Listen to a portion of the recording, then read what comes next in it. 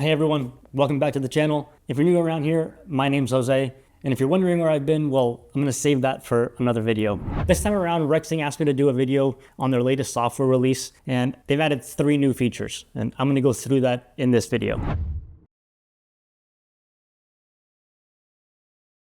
The first one is that they've completely overhauled the front rotary switches and their functionality. Now these switches they still have their 8 positions, but each of the 8 positions can be configured to do one of 3 things. And even within those 3 things, you can still have the functionality of a continuous or a latched press. And I'll get into that in a minute. But what you can first do is you can select the mode of the button. So it's either a standard press, a button press they call it. So this used to be the button 6, and what this does is once you turn your dial to a certain number, that's going to then activate a button that you select on the wheel. And then the last one is going to be for a rotary encoder. So this is going to allow you to use one of the rotaries as a function. The difference between a momentary and latched button press, well, the momentary is just going to be a quick press. As soon as you press it and release it, it's going to deactivate. And then the latch press, as soon as you press it, it will stay pressed until you press it again to deactivate it. Going back to the button function, let's say that you want to assign buttons for your active reset. Well, what you can do now is with the button function on the rotary switch, now you have all different buttons that you can assign for activate, reset, and the custom sector, and I believe it was custom sector start and end time, and to just activate the active reset run as well. I may have completely botched up the names of those controls there, but it's on the screen there so you can see for yourself. To configure these buttons, you got to get into the settings of the Rexing. So push and hold the center rotary button until the settings pops up, and then you're going to scroll to the right until you get to advanced settings. From there, keep scrolling all the way to the right, and then you're going to find the left and right switch options. Click into each one, and then you're going to see the 3 different options that you can adjust. In this menu, you can adjust your mode. So this actually allows you to do 3 different presets. So you can configure these different presets so that you can, it's kind of even wild to explain really, but you can have 3 different presets for each of the different 8 modes on your rotary. It's wild. The second option is the type of button press, whether it's going to be a standard button press, a button 6 as they call it, or a rotary button. And then the third option is the type of press, whether it's momentary or latch.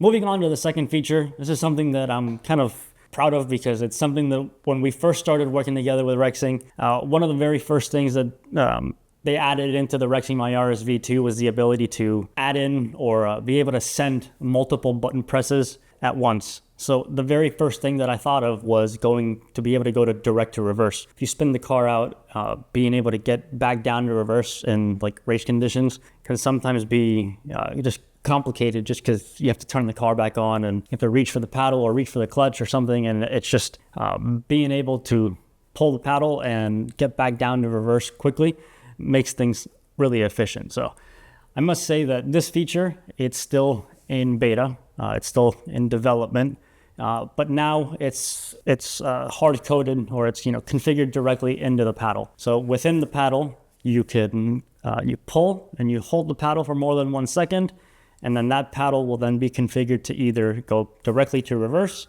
direct to neutral, or direct to first gear, depending on what you set it. The problem with this function right now is that the default amount of time in between each button press or each time that the system or the wheel is pulling for downshift, it's sometimes way too fast for something like a GT3 car. And I haven't really tested it on every car, but I would imagine on something like an open wheel car, it's going to work a little bit better. Remember that it's just sending a whole bunch of downshifts. So what Rexing did, and it's kind of complex, but remember that we're here for you at Velocity Pro Sims. We're here to support you. So if you're working on setting up your Rexing, remember that we're here for you. They've added the ability to control the delay or control the amount of time in between those downshifts. So it really allows you to configure it and tune it for whatever car you're driving. I think, as you can tell by now, there's a ton of functionality in this wheel, and something that would take people a lot smarter than I am to really maximize the use of this wheel, but a little bit of creativity can go a long way with this wheel. To set up quick shift, go back into the settings of the Rexing and go back into advanced settings. Then look for quick shift, and you're gonna see 3 different lines that you can adjust, and these are going to be for depending on which paddle you want to choose and what function you want it to do. And the cool thing is that this also has the ability to either be on all the time, or you can activate it by pushing in on the 2 side rotaries. The third and last feature is throttle hold and brake magic. And don't get this confused with the brake magic from Lewis Hamilton.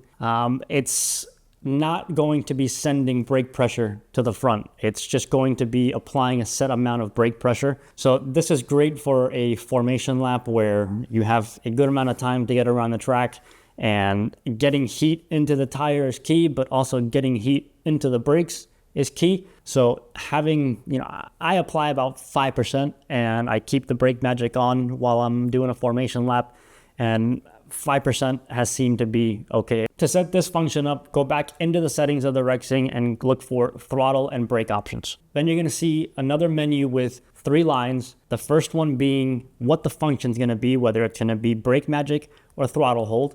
The second one's gonna be the button, and then the very last one's gonna be the percentage. What ends up happening is that the wheel creates a sort of virtual joystick or a virtual game controller, and when you push the button and activate it, it's just sending that certain amount of pressure for either the throttle or the brake. Then what you gotta do is go into the controls of the software, so iRacing Automobilista, and look for the secondary brake, then click the button. You may need to click the button 2 or 3 times for the software to recognize it, but once it's done, you can then click OK. Once all of that is configured, then you really don't have to go back into all of that to adjust it. You can actually just push and hold your brake magic or your throttle hold button.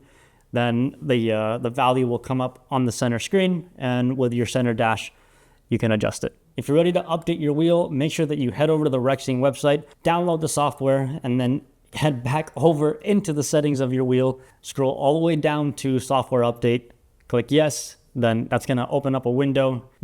Click and drag that new file that you just downloaded into that window that just popped up, and then let the wheel just do its thing, turn back on, and you'll be all set. Feel free to leave a comment or ask any questions in the comment section below. Feel free to reach out to us at sales@velocityprosims.com. Our phone number is also available on our website, so feel free to reach out to us in any way that you need to if you need any sort of help getting the wheel set up or anything else with your simulator. See you in the next one.